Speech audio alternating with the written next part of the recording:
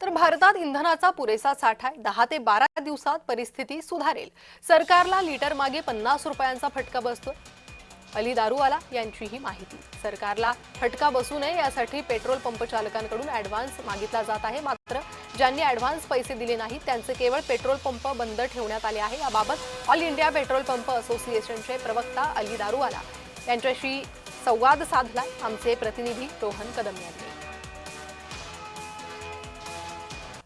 Petrol, diesel तसेच इतर इंधनांची नेमकी वस्तुस्थिती काय आहे हे प्रश्न सातत्याने महाराष्ट्राला आणि भारताला पडलेले आहेत। आपल्यासोबत या सगळ्याचे असोसिएशनचे अध्यक्ष आणि अभ्यासक देखील म्हणता येईल। तर अली दारूवाला आपल्यासोबत आहेत।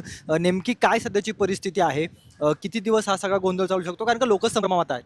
करेक्ट। आपल्या माध्यमात हे सांगू इच्छितो, पेट्रोल डिझेल याचा आपल्या भारताकडे शॉर्टेज नाही।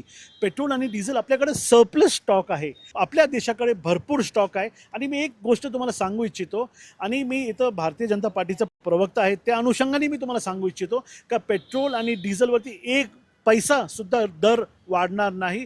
दर वाढवण्याचंही कारण नाही, कारण भारताने आपल्याकडे पेट्रोल डिझेलचा भरपूर साठा ठेवलेला आहे।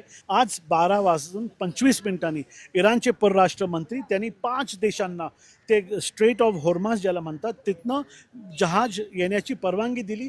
त्या 5 देशांमध्ये भारताचंही नाव आहे। जी आपली फॉरेन डिप्लोमसी जी आपण म्हणतो, हे डिप्लोमसीचा विजय झाला हे सांगितलं तर ते खोटं ठरणार नाही। येणारे 10 ते 15 दिवसात पेट्रोल, डिझेल, LPG, CNG याचा सप्लाय सुरळीत होणार। ब्लॅक मार्केटिंग करायची आवश्यकता नाही। भारताकडे पुरल एवढा पेट्रोल डिझेलचा साठा आहे। फक्त आणि फक्त हे जे संभ्रम झालं होतं त्यामुळे पॅनिक बाईंग कस्टमर्स करत होते। पॅनिक बाईंग करू नका, पंप सगळे चालू होतील आणि ऑइल कंपनीला जसं ही गुड न्यूज भेटल तेही हे जे ब्लॉकेज जे त्यांनी केलेलं आहे तेही ब्लॉकेज ते कट करणार।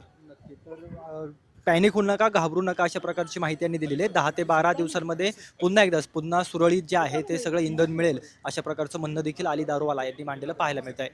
कॅमेरा पर्सन दीप मिश्रासह रोहन कदम, जय महाराष्ट्र न्यूज, पुणे।